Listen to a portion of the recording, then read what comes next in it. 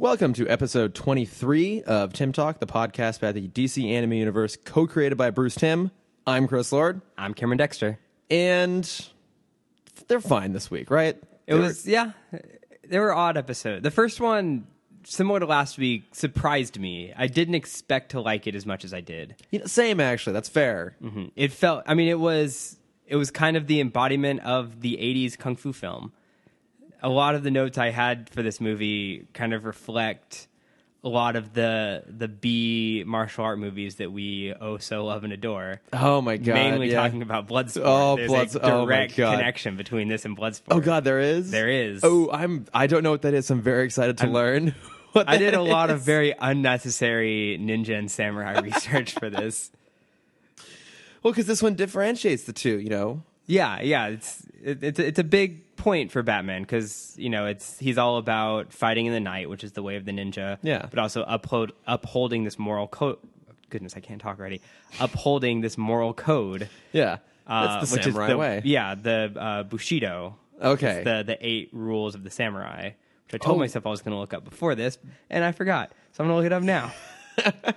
Not that it matters, but I would like to know that. They mentioned Bushido in the episode. They do. Right? Yeah. Because I think... Oh, because obviously the villain, whose name I already forgot. Kyodai Ken. Yes, Ooh. Kyodai, thank you. He's, this murderous asshole. Yeah, he kind of is. And he'll do whatever he can to get what he wants, which is kind of the ninja way. Oh, yeah. Samurai have to uphold honor and, have to uphold this moral code, which falls in line with Bushido. Okay. That's what they're talking about. It's like you have to follow the laws of Bushido if you want to stay this kind of, or not, if Batman wants to stay this kind of light of Gotham that's in the dark. Yeah. I don't know. Kind of a light shining in the dark there. It basically came together. It's like a black light. Yeah. Oh no. Don't blacklight Gotham. That's fine. So many things.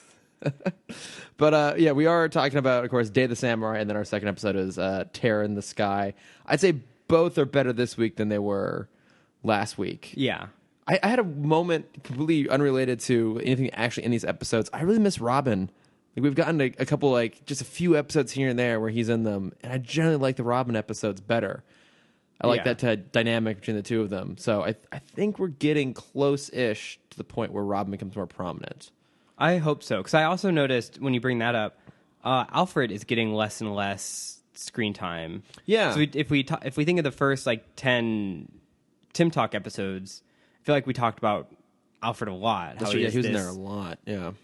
This parental figure, and he's there to have this banter, and he's there to kind of cheese up the scene a little bit. Yeah, and a little fun. Yeah, and it's just kind of, he's been missing. And it's weird because I hadn't noticed, really. Yeah, I guess I hadn't really noticed that either. But you think about it, long term down the stretch of at least just even the Batman animated series into the redesign with New Batman Adventures, that's kind of the progression of things, though, right? Like, it starts out with mostly Alfred, and then we get Robin, and then transitions into Batgirl, and then the new Robin, and Nightwing, and, it kind of goes from being just Alfred to kind of the whole Bat family. Yeah. And then I was always kind of disappointed that the whole Bat family basically just disappears once it becomes the Justice League. Like, I get that they were expanding the world, and they're going for different characters, and they had kind of done a lot of the Bat family stuff. But I thought there was so much more room to go with that. Right. And none of them really ever appear in Justice League. Or I can't think of... I think maybe Batgirl is in the all girl episode, but I don't think she is. No, she's not. No, because there's a Girls Night Out episode in the redesign with Batgirl, Supergirl, Harley, Ivy, and Livewire. That's really good. It's one of my favorites. In which one? In the new Batman Adventures.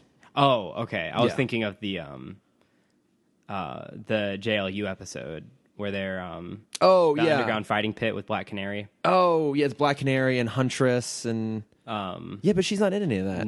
The not Starfire fire. Oh, Star Spangled Kid? No, because she's green, has a Brazilian accent. Oh, Fire. It's Fire and Ice. That's what I thought. Yeah, yeah. Okay, yeah, I said Starfire, fire. The non-Starfire, whose name is Fire. Yeah, got it. Yeah. Sorry, I just watched the Teen Titans trailer, and I'm the Judas Contract trailer. I'm a little behind. I've seen that trailer, but I haven't seen like the Justice League versus Teen Titans movie. Oh, neither have I. Okay. I'm also behind. Yeah, Because Dark just came out, and I feel like that's I'm right. now like 3 movies back. Yeah, I'm like one even before The Killing Joke, I think. That was That might have been no, that just- was the Court of Owls. No, I've seen that one. I know I have. Maybe my next one to watch is Justice League versus Teen Titans. I'm not sure. I don't love those. The ones. New 52. The new 52 yeah, because it's style, kind of yeah. this ongoing continuity they got going on. I don't know. They don't really do it for me. Like even when they had the Bad Blood, which has Batwoman, who I absolutely love, and it had Dick as Batman and Damian as Robin, which is again a great structure, like a great concept to put those characters in those roles. It was kind of meh. I don't know. I didn't love it, but I mean, I'll keep up with them. Yeah, Eventually. I mean, I definitely think the best ones were pre-war. Yeah, It's kind of what started the new and storylines. they're generally all the one-offs. Like Yeah. Superman Doomsday and Flashpoint. yeah, Under the Red Hood, which Yep. is still one of the absolute best. Oh yeah, Dark Knight Returns. Cries of Two Earths. Yeah. That's just me. I feel like no one else remembers that. You know, one. I've only seen that one once, but I remember I really liked it because it has love James that Woods as movie. the evil Batman's Owlman. Yeah, Owlman. Right? Who Yeah. has one of the best like nihilistic speeches I've That's ever right, he heard. does. Yeah. I still want to do some of those movies. Like I think we talked before about only doing the movies where Kevin Conroy's the voice of Batman, but we're actually already breaking that rule with the Lego Batman movie, aren't we? Oh yeah. So for fans, we mentioned it once before. We'll probably say it again at the end of the episode. Whenever this is going to come out, This will come. So this will come out on Tuesday, Yeah. the somethingth, yeah, you guys the- know the date. You know what today is. 10th. What day is it? Yeah, you guys know what day we're recording. Today's the 9th, so it comes out.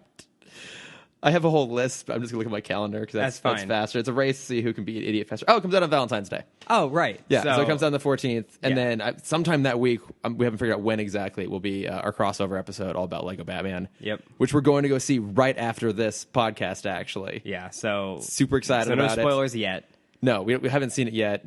I've been trying to avoid all clips and trailers more or less at this point. Right, same. And every time I go to Target, I have to resist the urge to buy the Lego kits. Oh, you can't even look at them because the No. spoilers. I don't I guess think- not as much for this. No, I don't think so. Because that's where all the controversy with the Star Wars stuff has been for the past Yeah. few years. I also don't know if this is like a movie that can really be spoiled per se. I guess that's true. Yeah, we know it's kind of all the villains. We've seen that in the trailer. Yeah, I think there would be a lot of cool reveals, but I don't know if there'll be like big like plot twists and stuff. But I mean, there's some pretty damn cool Lego kits out there. Yeah. For this, and I have to stop myself every time. It's just so damn tempting. So damn tempting. But yeah. But before we get to that, we got to do these episodes. We have 2 episodes to talk about that we've briefly already. we kind of lost all control of this episode, but we're gonna get back on the and track. I try and like timestamp it, like, oh, we have the intro, and then we talk about the episode, and when we just go. This should just be scatterbrain like miscellaneous. This is just it's just miscellaneous bullshit is what I'll put in intro / miscellaneous Yeah. bullshit. But so Day of the Samurai, directed by Bruce Timm. Yeah, I was very nervous when I saw Why? that because I felt like this was a very odd episode for him to direct.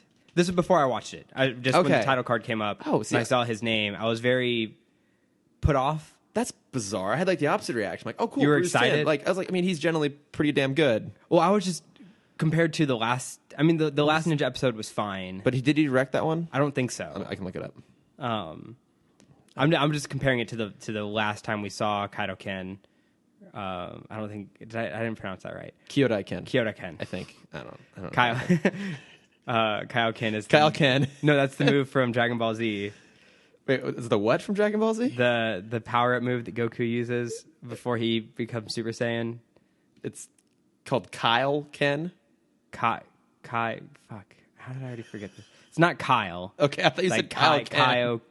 Isn't that right? Kaioken I don't- times I don't know anything 3. about- Whatever. It's been a long time since I watched the Vegeta arc. I don't know. I'm sorry, guys. It's been a long day. It is also sweltering hot in my apartment because I can't have That's the window fine. open or the air conditioning on. So, Day of the Samurai, fuck you, directed audio by medium. Bruce Timm.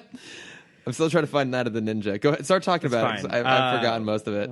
As we've mentioned a few times now, it's the reappearance of Kyodai Ken. Oh, Kevin Altieri directed the last Okay. Ninja episode, but continue. reappearance of Kyodai Ken. He kidnaps the star pupil of whoever trained him and Bruce. Yeah, what's her name? I didn't write that down. Carrie Tanaga? Sure. Yes. That's what I wrote down at least. But yeah. And Batman takes it upon himself to come and get her back. Yeah. Yes, because honor, I guess. Yeah. Well, it goes back to what we were talking about at the beginning, where it's like he is honor bound to help. He probably also feels a little responsible because he just totally shamed Kyodai Ken last time he came to Gotham. Mm-hmm. And he didn't capture him. That's true, so yeah. He kind of takes it upon himself because he's still out in the world. It's his fault for not apprehending him. Yeah. Which is dumb because anyone can escape, especially a ninja can get out of Arkham. Absolutely. Well, I mean, everyone can get out of Arkham, as we've seen, with no subtlety whatsoever. If I recall, there's a whole bunch of like little scenes that don't really do much to set up the plot in here.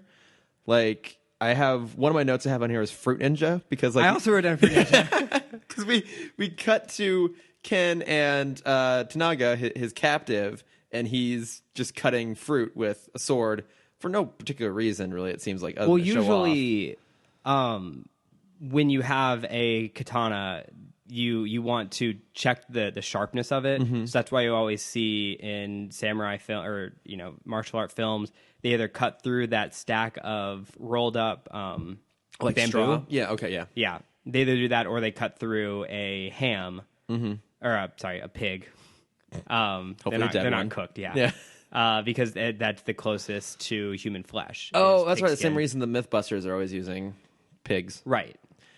So, okay, along those lines, I know at one point in the episode, Ken uses his sword to cut down a billboard.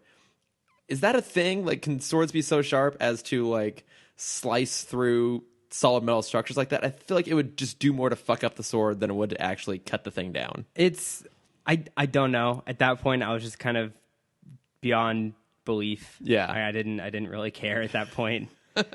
In the comic world where we have adamantium and all these other that's true unobtainium. Yeah, I mean to be fair, this episode falls in the middle of 3 episodes about people turning into animals. So that's I'm very true. Probably being a little bit nitpicky. Yeah, but I mean we also did see jumping back. I think it was on MythBusters where they had the idea of a sword can cut a bullet in half. Oh, I remember they tried that. Yeah, yeah. I remember what the result was. It did cut the bullet. Yeah. Yeah. Oh, that's right. Yeah. I haven't watched the show in a long time. I did love it though. How's you watched the White Rabbit Project? Right? I did. It was good. Yeah. Yeah. I probably won't watch it. That's fine. You don't have to. Okay. I think I'd said it before. It's just kind of a in the background kind of show. There's a couple little things that are really interesting. But overall, it was just fine. Okay.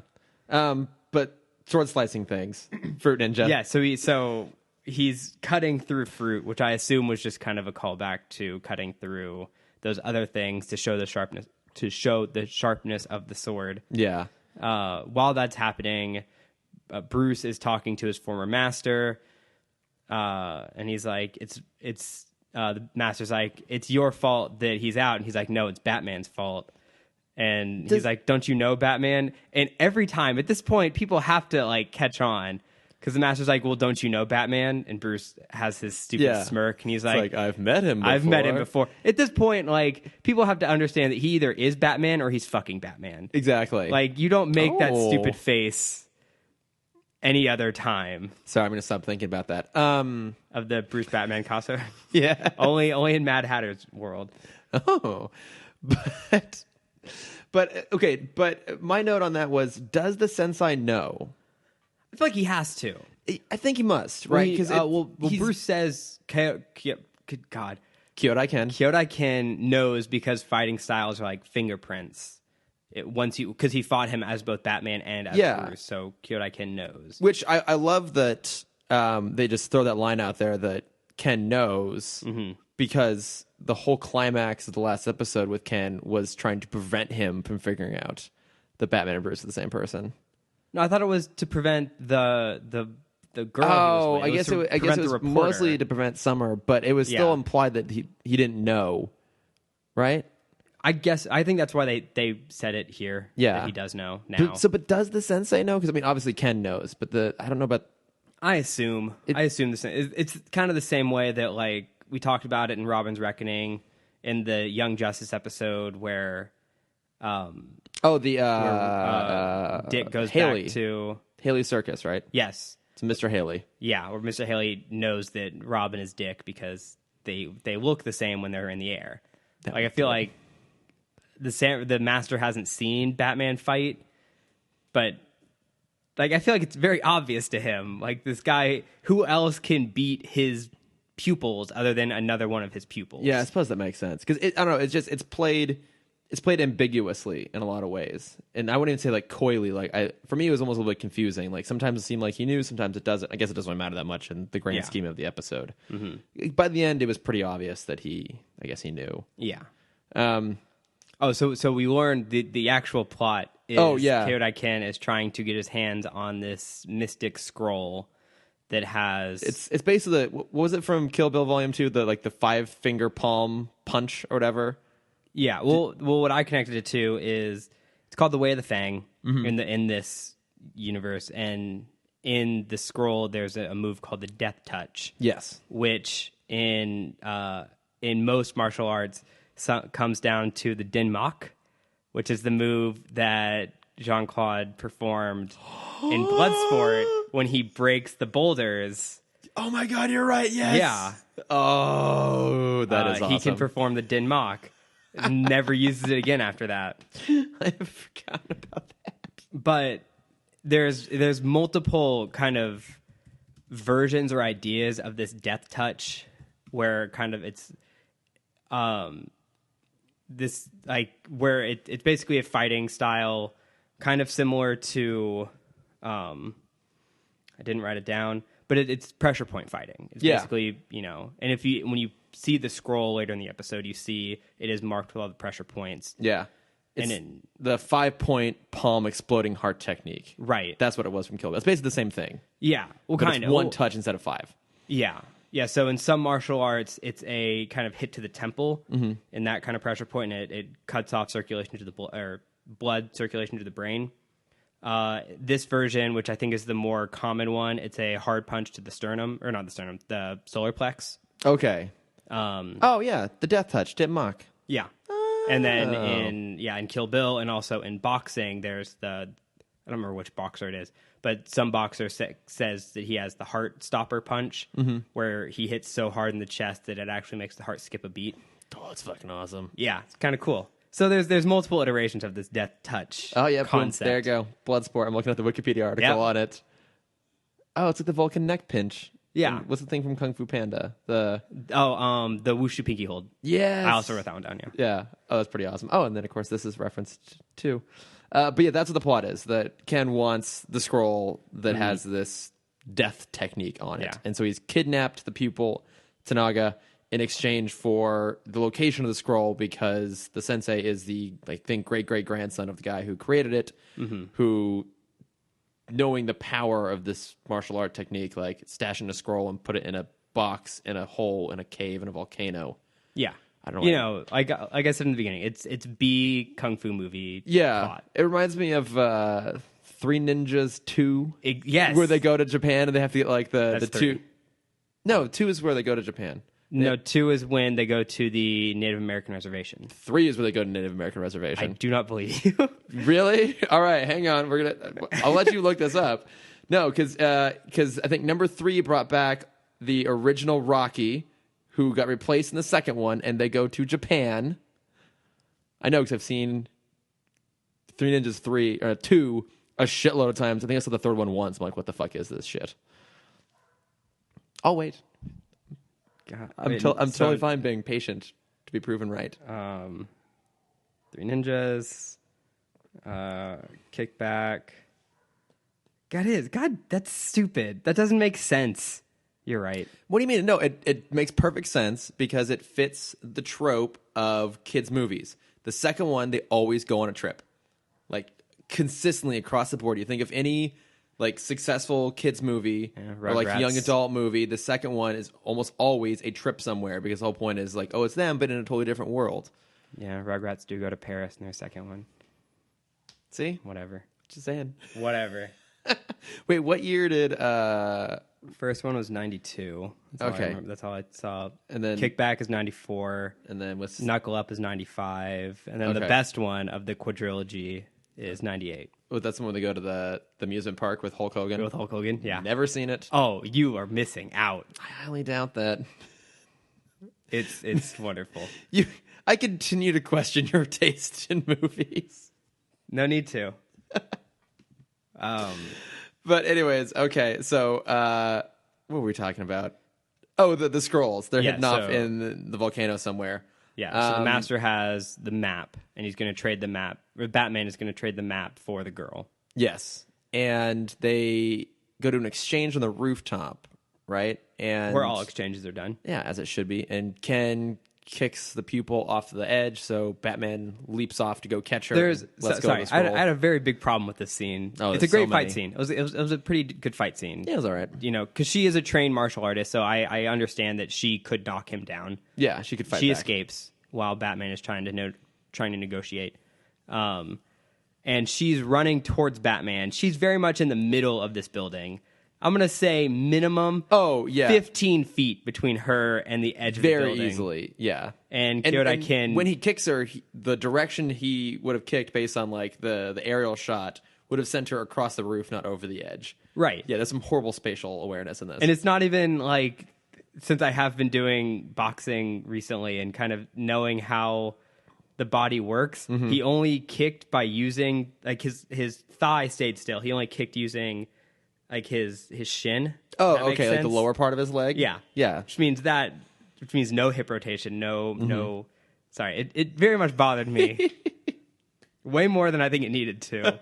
I mean, it annoyed me too. Proper fighting techniques from a trained martial artist. Of course. Bullshit. So she goes flying. Batman jumps after her, saves her. Yeah. Kyoto-kin gets the map. Goes, finds the death touch, or finds the paper. It dissolves because it's 500 years old. Yeah, it's an ancient piece of paper in a non-vacuum sealed box. Yeah. Like you'd expect to happen. But lucky for him, a single shard of the paper remains, and it holds the key to the death touch. Yeah. Batman is now on the hunt. Kyoto-kin kidnaps Alfred. Oh, that's right. Yeah. Poor man. Poor Alfred. I don't think he has a line in this episode, and he's still kidnapped. He does, because he's talking with Bruce in the Batcave. I guess he's that's talking true. with Bruce. He's actually he commiserates with Bruce in a way that we were actually saying doesn't happen as often anymore. So he's relatively central to this, but mainly because they kidnap him. Yeah, kidnaps. Batman uses his police tracking technology that he just happens to bring with him. Yeah. Finds Kyoto-kin's lair, hideout, whatever. Finds the dummy. And I thought this was very smart. Finds the dummy that Kyoto-kin has been practicing with. Oh, to do the punch. The death touch. Yeah, that's it. Thank you, that one. And he kind of feels the dummy to see where it's kind of been hit the most. And so he kind of can figure out where Kyoto-kin is going to attack. Yeah. And then how did Bruce... Oh, he must have... How did Bruce know to go to the volcano? I don't know. I don't remember either. But he ends up at the volcano, which... Because he wasn't supposed to find the hideout. Yeah. Kyoto-kin said he told the master where to find him. Oh, okay. So the master knew to go to the volcano. I just love that they had to find a way to justify why at the end, like, the volcano's erupting. Because when Ken first goes to find the scroll, like, we get it's shaking a little bit. So we get, like, an introduction to the idea that it's active and it's maybe a little volatile. And then they just randomly insert a scene partway through at the control center, like the observation deck for this volcano, and all the meters are going crazy because the thing's about ready to blow. Yeah, I was very lost there. Yeah, that's their justification for why the volcano erupts during the fight. Because it has to. Right. If you're going to have a volcano fight, you got to have something cool going on. Yeah. But I did like the actual fight between the two of them, because Ken is not wearing his mask and basically tells Batman, like, a samurai would not fight in a mask. So Batman... Which I think is... So there was a moment right before that fight where Batman kind of leaps into action and takes on his fighting pose. And it was for some reason, that little, like, 2-second clip was so well animated, like with the cape flowing behind him. I felt like they did a great job with those 2 seconds. And then I'm like, oh, there's no way they're going to animate this whole scene with a cape. And then right after, they're like, no samurai would fight with a mask. And I'm like, oh, they got rid of the cape. They're so smart. Because it'd be so hard to animate all the moving and the fighting. Yeah, it'd be miserable. Yeah. Oh, that does actually make a lot of sense. Yeah. I never thought about it that way. Bursted out laughing when they're like, no samurai would fight with a mask. So he takes his hood off. And I'm like, well, what about... Oh, there goes the cape. Yeah. Yeah. I mean, it's not as cool as when he fights mask on, no shirt, no cape. That's always... Oh, that's the best. That's the best Batman pose. This comes in as a close second, I suppose. But I liked that fight. 'Cause I remember my big complaint with Night of the Ninja was that they set up that this guy can actually beat Batman in a fight, and they never really fight. Mm-hmm. And here they actually... And even on the rooftop, they don't really get that much time to fight. It's like a quick tussle. They actually get a chance to properly square off here.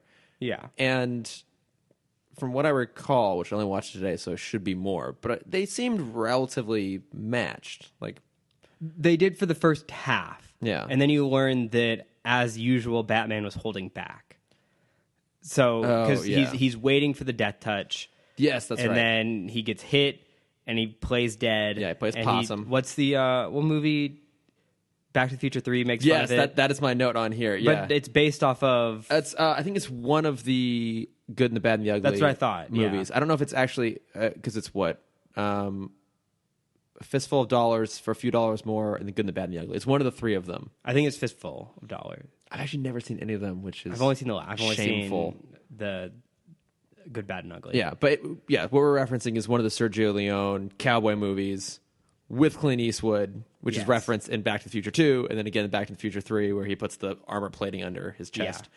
Yeah. Bruce does the same thing here. Yeah, so Batman kind of puts what looked like a piece of foam. Like it basically. easily was... Because there's still popped there's still a hole in it. Like, yeah. But it's strong enough to stop the death touch, and then Batman jumps after Kyorai-Ken. Kyorai-Ken, like, kind of just loses all ability to fight. Yeah, he's and like, Batman's oh my kind of just God, like you're still alive? knocking What? his hands away with one hand and just like kind of like slaps him. Yeah, he slaps him. That was amazing. It's not a very Batman move. So then Kyorai-Ken does a Star Wars Episode 3 where he jumps into the fire pit. Yes. And it's basically I have the high ground moment. Oh my God, how amazing would it have been if he yelled that? It would have been great. Yeah, if only. But yeah, they of course get separated by a river of lava, and Bruce tries to save him, and he declines, and then there's an explosion, like a gas eruption, and the rock he was on is gone, and he's gone, and we're left wondering what happened to him. We assume he died. It's a pretty good assumption. Because he's not in any other episodes. Yeah, I don't think he ever comes back. Yeah. So there it goes. But there's a nice little moment there at the end with Bruce back with his sensei, where the sensei is like, yes, you wear a mask, which is a trait of the ninja, but like, you fight with honor, you do things for the right reasons. You're a samurai. Because at least what I did like about this one is maybe more so than Night of the Ninja, it actually has a bit of a theme going on. Right. Oh, Bruce being compelled by honor to go do the right thing, but also struggling with that idea as well. Is he also this kind of rogue ninja element like Ken is? I really enjoyed that point because kind of piggybacking off of that point. The last episode, both of them were kind of turning points in becoming Batman. So last one we see him training to, be able to fight people. Yeah. And this one, although we don't see it in a flashback, we learn how we went from this vengeful kid to this honor-bound, very moral, fighter. And it was I really enjoyed seeing that because we obviously haven't seen much. I don't know if we're going to see much of Kid Batman where he's. I don't think so. I mean, I think maybe we get a little bit with Zatanna. I feel like because I think he trained with Zatara, her dad. Yeah, but in general, you're right. Even in this series, we only get so much of him out on the road training. And I guess when I see those things, I immediately think of the opening of Batman Begins. Yeah, where you I feel like that point hammers a lot stronger in that context, where you do see this kind of teenager who's going to shoot Joe Chill, yeah, Joe Chill, same thing. It's been a long day, guys. Where he's going to shoot him, and then he does his training, and he gets kind of this shell of honor that he can't break. Yeah, because I was thinking about that too. So I have a question for you. Do you think that this general plot line would be a cool inclusion in a live action movie, or do you think it's already been kind of done with the opening training of Batman Begins and also in The Dark Knight, where he goes to I think it's Hong Kong, right, to go bring back Lau? I don't know. Do you think they could do something like this at some point, or do you think it's been too closely done already? Not with Batfleck, that's for sure. Yeah. Maybe I'm sure we're going to get another iteration of Batman in the next 10 years. God, one hopes. Maybe. I mean, I would really enjoy a year one movie. Yeah. I mean, I think the closer we're ever going to get to year one, they did with Batman Begins. But I meant more this idea of him having to like return, like go to another part of the world to kind of address like demons from the past, and a little bit of hinting at his time abroad. That kind of idea. I mean, I guess I would love that story. I don't think we'll get that because well, I guess to be fair, this is actually really similar to the Wolverine arc that became the movie The Wolverine. I think it's a Chris Claremont story, right? It's Frank Miller when he goes to Japan in the comics. I don't know Marvel as well. Yeah, but I guess it is kind of similar to that, right? Where like he goes to Japan and has to deal with stuff in the past. But because I think you're right. There's something cool going on here, and I like that general idea. I like the idea of Batman being out of Gotham a little bit because we haven't seen it too much. Right. No, yeah, I really enjoy that, and I would love a movie like that. I don't think we'll get one, mainly because of marketing and toy sales. Yeah, it's hard to. I mean, it's not hard to market a ninja toy. No, but you're not going to sell as many generic ninjas as you are a Joker or a Penguin. Yeah, and I guess the one cool potential thing about the extended universe is the possibility of having a whole bunch of villains just kind of there in a movie, not necessarily being front and center. That we've talked about that might end up happening at some point, which would be kind of cool. Right. But yeah. I did have a bit of trivia for this episode. Oh, actually. Tell me your trivia.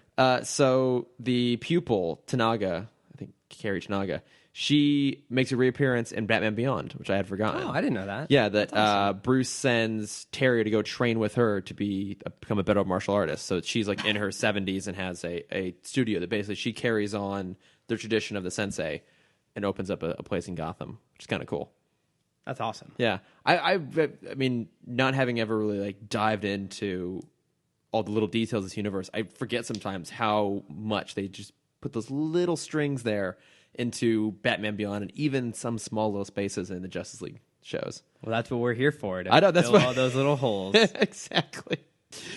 Any other thoughts on this one before we roll along into... kind of going... I've talked way too much about the Death Touch and Dim Mak. But there's one other appearance, even though it's not part of this canon. They perform it in Teen Titans. Do they? Yeah, it's the season 4, I believe. See, 1 is all about Slade, 2 is all about Terra, 3 is all about Raven's father. Oh yeah, it has to be season 4. Season 5 is all about 4 is all about Brother Blood. Okay. I love Teen Titans. I know. I'm aware of that fact. For those of you playing Tim Talk Bingo at home, you can check the Teen Titans box. Yeah. No Kim Possible yet. No, not this on time. that box. When Cyborg is fighting Brother Blood creates this like his own version of the Cyborg armor. Oh, I kind of remember that. Yeah. And he says it's like so much stronger because he's all robot and not human anymore. Mm-hmm. And he kind of just like gently pushes through Cyborg's solar plex, and it pierces his armor completely because he has no muscle there. Yeah, like that's the hardest part of the body to create muscle. I think it's actually impossible. And so he just kind of pushes through his armor, and it was I don't know. I thought of that when watching this. Nice. No, yeah. I'm glad you have these Teen Titans polls because I've only basically seen them all once. I'm not sure I've even seen them all. They're great. Yeah. Pretty great. Spin-off podcast. All right. I think this is where we'll put in the plug. Yep. See you on the other side. Yeah. Hi, Frank. Hi, Amanda. What are you doing? Just making this promo for our podcast. You mean the Novice and Frank present a comic book podcast? Exactly. Wait, what's it about? So glad you asked. It's where a comic book novice and a comic book expert discuss comics and media with special guests. A novice and an expert? Which one am I? You're the expert, Frank. I knew that. Sure. Check out new episodes every Wednesday on the Nerdist School Network and subscribe on Podbean and iTunes. And tell us what we should read next at thenoviceandfrank@gmail.com. See? You are an expert. And that was it. So I Welcome realized to the other side. I realized as I was editing last week's episode, I said that I thought it was Hellmouthy. It actually wasn't. That was the week before. Oh, no. But conveniently, because I looked at the list ahead of time, and this week's promo is Novice and Frank. Oh, great. Have you Which is listened really to them awesome. yet? I did listen to them, actually, just because, again, a number of really perfect coincidences in a row. I looked at their episode list, and they had one for Kingdom Come. That's the exact one I listened to. That was one of those, because that's one of my favorites, and I just happened to have reread that like last week. Mm-hmm. And it was great. Yeah. And you're right. They really do go into so much more than just, I mean, because we sit here and recap and talk bullshit, but, they actually get into like the industry, and they really know their stuff's about comics. Mm-hmm. And I love their improvised opening Intro and ending, closing. Yeah. No, it's great. So like I was already excited to get to do the crossover with them, but even more so now. Like I think it's gonna be a lot of fun. Like I said last week, I'm really excited to pick their brains about kind of everything. Yeah, I'm excited. They obviously have he has all the comic knowledge. Yeah. And she's a writer for Warner Brothers. Is she a writer or is she an artist? Writer. Okay. So I'm very excited to specifically Warner Brothers Animated. Yeah. Which is my wheelhouse. Of course so it I'm is. very excited to I'm excited nerd to out in front of her where think- she just walks away. I don't know if I've ever been in a room where it's like comic book and nerd related stuff, and I will be probably the least informed person there. That is what I'm excited for, because like everyone else is going to know a shitload more than me. It's going to be very interesting. It's going to be great. I'm excited about it. But until then, Terror in the Sky. Yeah. The return of Man-Bat. Kind of. Maybe. Oh. Find out next week on Timm Talk. And we're done. No, there's more to go. So I didn't take a lot of commentary on this, but I think it's there's some guys down at the docks, right, who are unloading fruit, mangoes, I believe is what it was. Papayas. I'm not sure what they were, but Man-Bat, what very much looks like Man-Bat, the same style, the blue pants, the whole look, attacks and flies off. Sorry, quick. I have a lot of questions about this episode. Oh, I do too. By the end of it, none of it makes sense. None of it makes any sense. No, and we'll very quickly get to the points where it doesn't make sense, because actually I'm about ready to get to the first one. Yeah, because Man-Bat, what we assume is Man-Bat, flies off, goes into a house, and then it cuts to Kirk Langstrom, so the man who transformed into Man-Bat originally, who made a reappearance last week with one of those episodes, wakes up from a nightmare. And he walks over to his window and sees that the floor mat, like the whatever next to the window, sliding glass door, is all ripped up and covered in what juice. we assume mango juice. Yeah, so or papaya juice. Very much setting up that was him, and that he had like come back and transformed and got back into bed, and then woke up from that, again. or maybe that he thought it was a nightmare. So right from there, he thinks he's unconsciously transforming. Yes. That Batman's symptom is no longer working. Yeah. The antidote. It's falling apart. So then Batman overhears what's going on at the docks. So he's pissed. He's not happy. Then he goes basically straight to he goes back to the Batcave, I think, right? And then the next day goes to the zoo. Yeah, he goes to Langstrom eventually afterwards.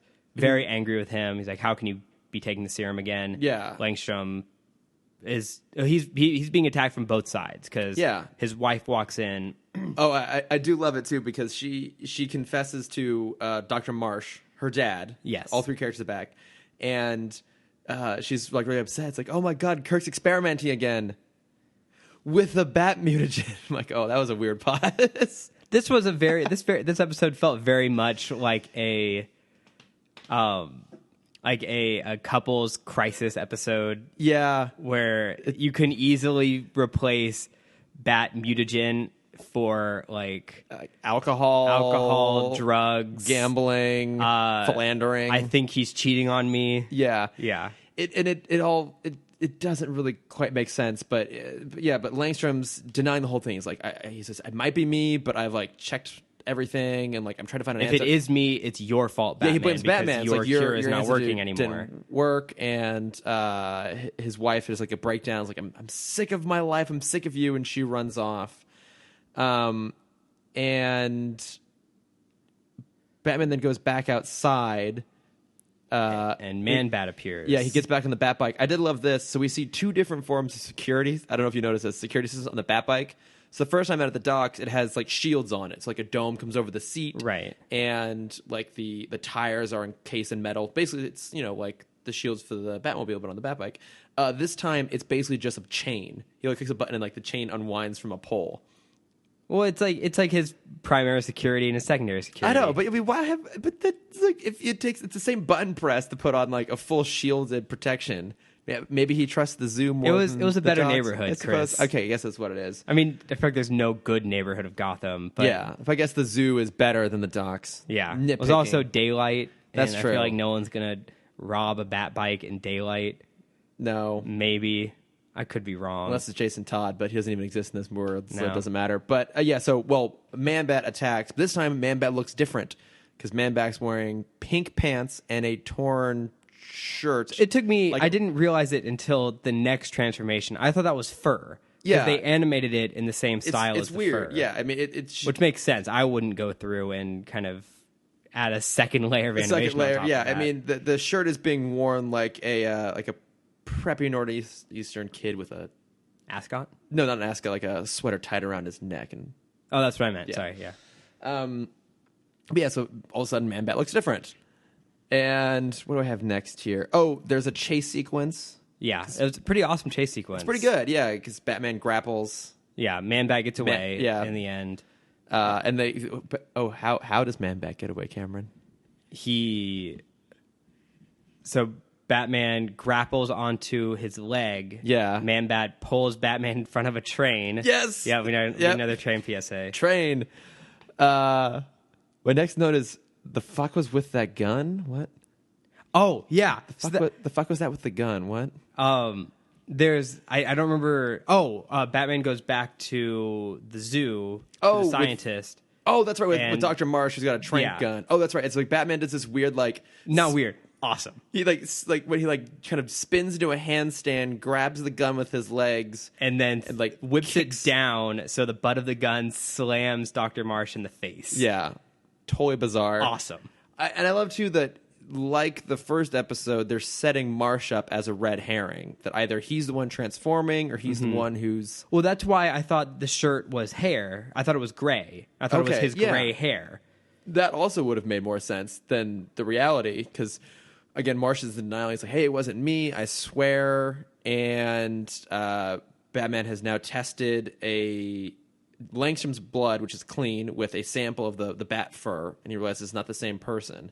And then Marsh realizes that as he was continuing the experiments, unbeknownst to his daughter or to Langstrom, that a vial broke and Mrs. Langstrom. The daughter comes Why can I in. never remember her name? Because it's not important. I guess no. To be fair, it's not. She walks in, tries to pick up the glass, and gets cut. Yeah, so and she then gets a it- tiny it gets into her drop. blood. Yeah, basically. So she's the one who's transforming, which unbeknownst to her. exactly. So as you watch this going through, it's like, okay, now this kind of makes sense. But it doesn't. When you think about it, it doesn't make any goddamn sense at all. Because then, why did Kirk wake up? Got a lot. I was going to start this list of questions. Yeah. Why is Kirk dreaming his wife of his wife of what she's doing? Yes, It's a poor way to word that question, but it I know what makes you mean. sense. Yeah, why is he having that nightmare? Yeah, Obviously, the clothes rip. So, and she has no idea she's transforming. We learn Yes. that in the next scene. So that means she is, I guess, asleep, but she transforms pretty early on the train or on the plane. Yeah. She transforms, I guess, when she's sleeping, rips her clothes, goes flying off, comes back, wakes up enough to realize, like, oh, I'm standing in the doorway naked. Goes, puts her clothes back on, gets back in bed, and then her husband wakes up. Yeah, puts the sleep mask on. Why did the first appearance of Man-Bat look like the original Man-Bat, and the second and third appearance look like Man-Batrice? I don't know what the actual name is. I think it might be She-Bat. I'm going to call it Man-Batrice. Yeah. Man-Batrice. What I don't. It doesn't make. I mean, so what I'll give them credit for. I like this. How idea. can he sleep through this fucking train?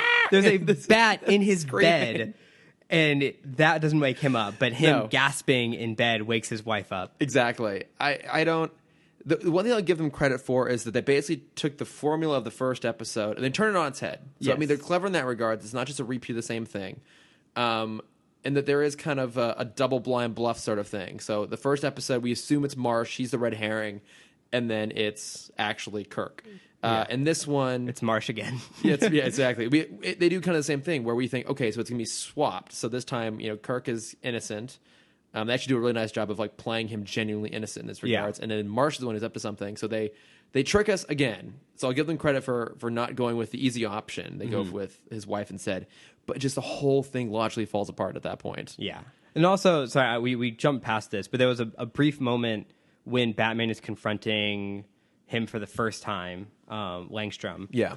Where they did this nice thing where they just ever so slightly changed the character model, where they gave him the look of, he's not sleeping anymore. He's genuinely worried about himself becoming a monster again. Yeah. Where they added the bags under his eye, they added the stubble, like he hasn't... His hair's messed up. Yeah. Like he hasn't left the office in days. Yeah, they do a nice job making him very sympathetic. Like we're along with the mystery because we don't know whether he's actually the guy or not. But you want him to not be because he's genuinely trying to do the right thing, and he acknowledges it's not a denial. Like he acknowledges this might be me, and I'm trying to fix it, and he's just frustrated by it. So that part is good, but it doesn't make any goddamn doesn't make sense. No, but and the ending is she transforms on the plane trying to get out of Gotham. He, for some reason, snuck onto the plane and surprised her once they're in the air. 90s, you can just walk on planes at this point. Basically could, yeah. So instead of just talking to her in the airport like a normal person, I don't know. But so she transforms. They didn't. I was ready for the rom-com trope of her about to get on the plane and him being there. Yeah, but the stakes are higher. If it's Betty, up in the wait. Air. Yeah, come back. But it's not me. I'm not a monster anymore. We can fix this. Yeah, no, Langstrom, it's too late. He gets sucked out of the plane. She catches him. Batman is in the Bat-Wing, has to save a flight attendant from falling out of the plane. He basically just pushes the door back with a little claw, and then I guess it's fine. I don't know. And they get in a Batman. I like this chase sequence where How does that work again? He's chasing her in the Batwing. Oh, that's right. And they're flying around Gotham, and they do a very good job animating the scene. And it's all snowing. It's winter, so the whole thing's pretty. It's very pretty. Yeah, because the few times we've had, I think minus the first episode, anytime we've had an aerial fight, it's been kind of boring. Yeah, it's not really. There's not really any chase scenes in the sky, and it makes sense because it's very hard to keep kind of where the ground is. Mm-hmm. It's the same thing when you're never mind. I was going to say when you're flipping around, but that doesn't relate to anyone outside of me being a cheerleader. Yeah. It's hard to keep your bearings on where the ground is. When that makes sense. Kind of the entire sky to play with. Yeah. So they did a great job with that. And then, they land. On top of the bridge. Yeah. Because it's where they always land. Always. Batman shoots her with the cure. Mm-hmm. She's fine. She falls off the bridge, and I liked this moment where Langstrom saves her instead of Batman. Yeah, and I'm like, good. They're a happy married couple again. Yeah, it's like I won't let go. I'll never let go again. And then they're all nice and happy, and Batman leaves them on top of the bridge tower and just walks off to the Batwing. Yeah, that's what I would do. Good luck, guys, hanging out on top of this snow-covered. Well, she can just turn back. No, I guess not. I was no, she can't. Yeah, that's done. Just fly him off. Yeah. So I got a question for you. Do you think Man-Bat is actually a good villain? Villain, no. But I like that they kind of turn it into a detective episode. Okay. Because I feel like we haven't had one in a while. Yeah. I guess Riddler was kind of a detective episode. Yeah, a little bit. But so what I mean by that is, do you think he would be interesting in a longer format thing? Like, did you ever want to see Man-Bat in a live action movie, for example? No. Yeah, I wouldn't either. I think of the that whole thing, I know there's Man Spider and maybe there's a Man Iron too. I don't know, but that whole thing of let's just swap the names around and make a character. So Man-Bat, I think of those, he's probably one of the best ones. Mm-hmm. Has a little bit of dimension, but I don't think he's that interesting. No. Before him, I would easily put Condiment King. Oh, well, of course. Quilt Man. Yeah. I'm pretty positive both those are in Lego Batman. I hope so. Oh man, it would make my day if Condiment King has a theatrical debut. I'm pretty positive. I don't. Have you been watching At Midnight too? Not as much. Okay, because Hardwick has dropped a couple points where he's like talking about Lego Batman. I guess he voices some characters in it. Of course he does. My suspicion is he might voice Green Arrow because he did voice Green Arrow on The Batman. Oh, that'd be great. Yeah, but I'm hoping that it's maybe one of the other completely random characters, like a Condiment King or one of those. Yeah. Any other thoughts on this guy here? What I did enjoy. This episode was directed by Boyd Kirkland. Yes. Which we've mentioned before. He's much better at the emotional episodes. Yeah. I think this is the first one he did a really good job on the action scenes. I'd agree with that. Yeah, I think all the action scenes in this are pretty solid. Because we have two action scenes. Which are both pretty solid. The chase scene the bike and the chase aerial scene. And those are both really well done. I was very pleased with that, knowing that he directed it. Yeah, I mean, this is a pretty... It's not great, but it's pretty solid. Like you said, the action sequences are done well. There is an emotional story to it. Plot-wise, it makes no sense whatsoever. But there are things to hook into and enjoy. So. And then my quick question is, of the three... This is now the third animal transformation episode we've had. Of the three, which one do you think works the best? Which one works the best? Oh, God, that's tough because... none of them do. None of them really do. In some ways, this... But again, this one, I think, has the most glaring plot holes in it. It's better written, but it's stuffed with plot holes in comparison to...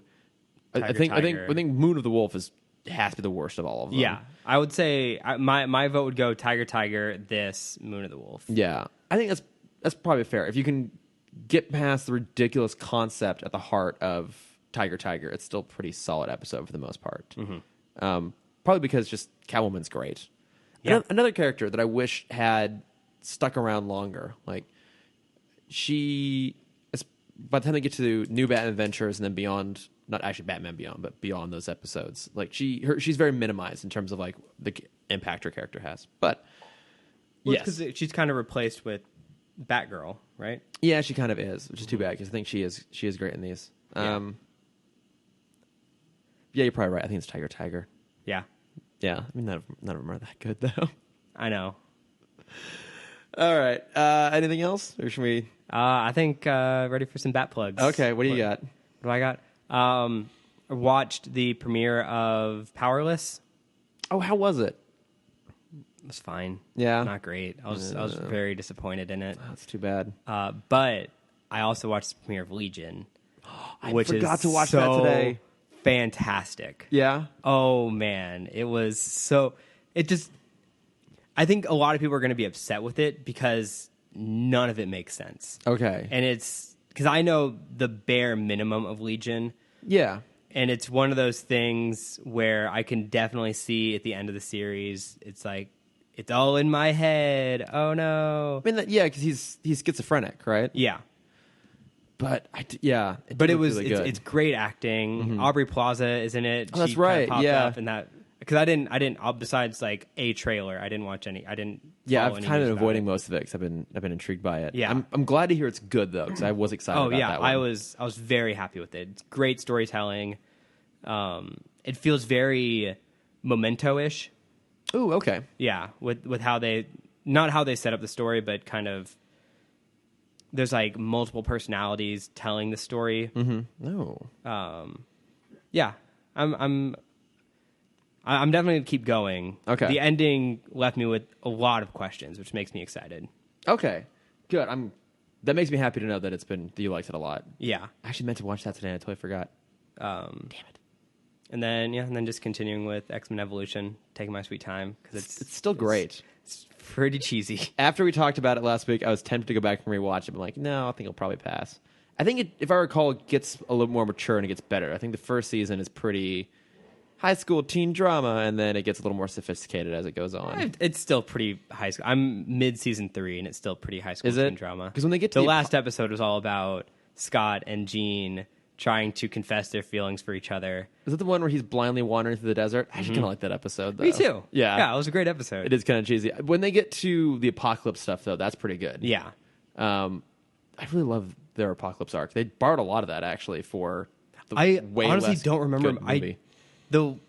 I don't think I ever finished the Apocalypse arc, to be honest. Oh, it's so good. Because the last thing I remember when I was watching this on Kids WB was Mystique turning into a statue and Nightcrawler or Rogue pushes her off. Yeah. the side of a cliff. It gets. And okay, I don't think I remember watching past that. I won't tell you what happens in the end, but how that all kind of comes together is really, really good. Mm-hmm.